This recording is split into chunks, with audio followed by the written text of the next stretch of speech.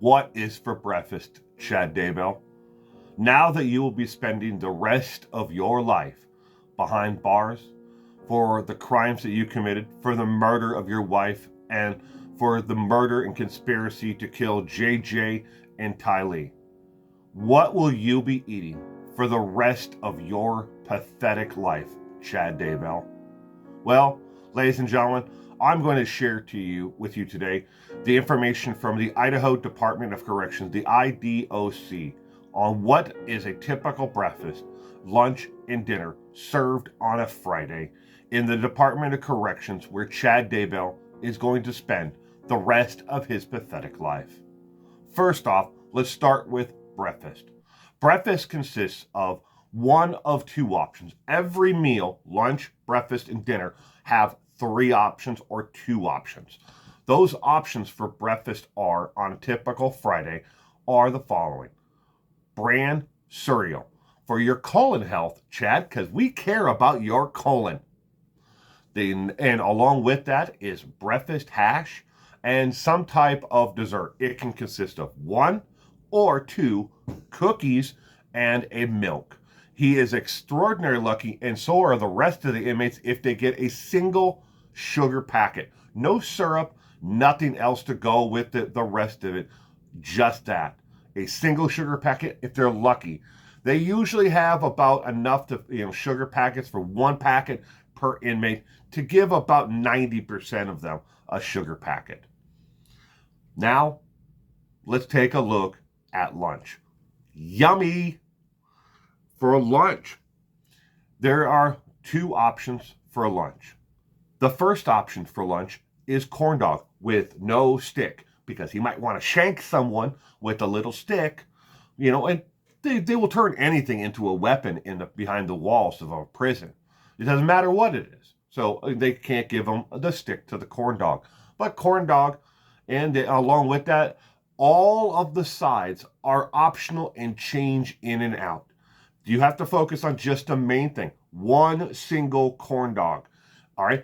But normally it comes with potato salad.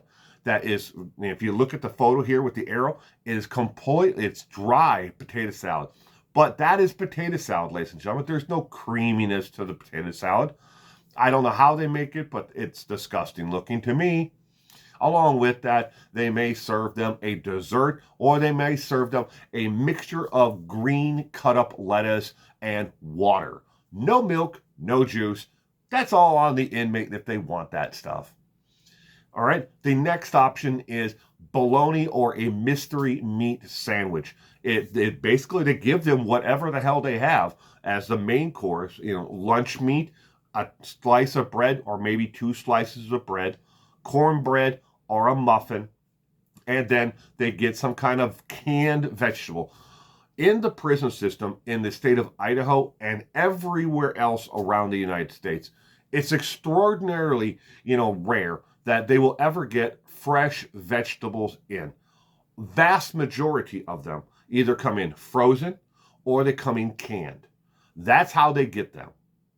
All right, so they may be broccoli, it might be a vegetable medley, but it either comes frozen and then they steam it and serve it to them, or it comes in out of a can, because they don't want to have to give the inmates who are working in the kitchen a knife, because that would be dangerous. They would shank each other.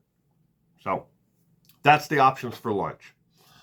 Dinner, Salsberry meat. They don't even call it Salsberry steak. It's one singular patty in a gravy, and that's what you get for that main part of it. Along with that, they may get runny mashed potatoes or some kind of frozen potato. It could be French fries. It could be tater tots. It could be potato nuggets, kind of like you would use for a home, for a breakfast. Maybe you add bell peppers and onions to it, but it's just plain. There is nothing else with it. It is just the potatoes themselves, deep fried, little chunks of them. Along with that, again, so let's talk about dinner briefly. When it comes to dinner, what is for dinner, Chad Daybell? And the state of Idaho, when it comes to dinner, all hands are off when it comes to dinner. Dinner can consist of whatever is left over from lunch whatever is left over from breakfast, and whatever they have that they have to get rid of. But these are the three main things that keep on coming up on dinner menus over and over again. Burger. A burger with no cheese, no tomato, no lettuce, just a dry burger on a piece of bread, burger, and another piece of bread. Or if they're lucky, they will actually get them on a bun. But again, no cheese, and they get a single ketchup packet and they get a single mustard packet. No mayonnaise. If they want mayonnaise, they can buy it on the commissary or cantina, if you will. But that item comes up over and over again on dinner. When it comes to another item that comes up on dinner all the time is fish sticks. These are like the cheap fish sticks that you would buy at Walmart or wherever in the frozen food aisle. They put them on a sheet tray and they make them in mass quantity. And then they get a handful of them. Literally, they put on a glove, they reach down, they grab them out of a bin, and they just plop them on a tray. They don't count them on how many there are. They get that, and they get French fries with it. Again, one ketchup packet, one mustard packet, no mayonnaise with that at all. The third item that comes up over and over again is what they call mystery lasagna. It's actually listed as lasagna on the actual menu plan itself, but the inmates call it mystery lasagna because you will find green beans in it, you will find carrots in it, you will find cauliflower in it, you will find other things in it. You will even find ketchup in there in place of the actual sauce itself that you would use in a typical lasagna, and in place of the actual noodles, because you think there's got to be some kind of lasagna noodle in a lasagna. No, it may be spaghetti, leftover spaghetti in layers with other food on top of it. Again, a mystery lasagna. And when it comes to pictures that are from the inside the actual prison, the staff isn't taking the pictures. These pictures that you see here of, in every one of these videos that I do, are pictures because an inmate has smuggled a cell phone in to the actual penitentiary and taken the pictures. That's how they get out.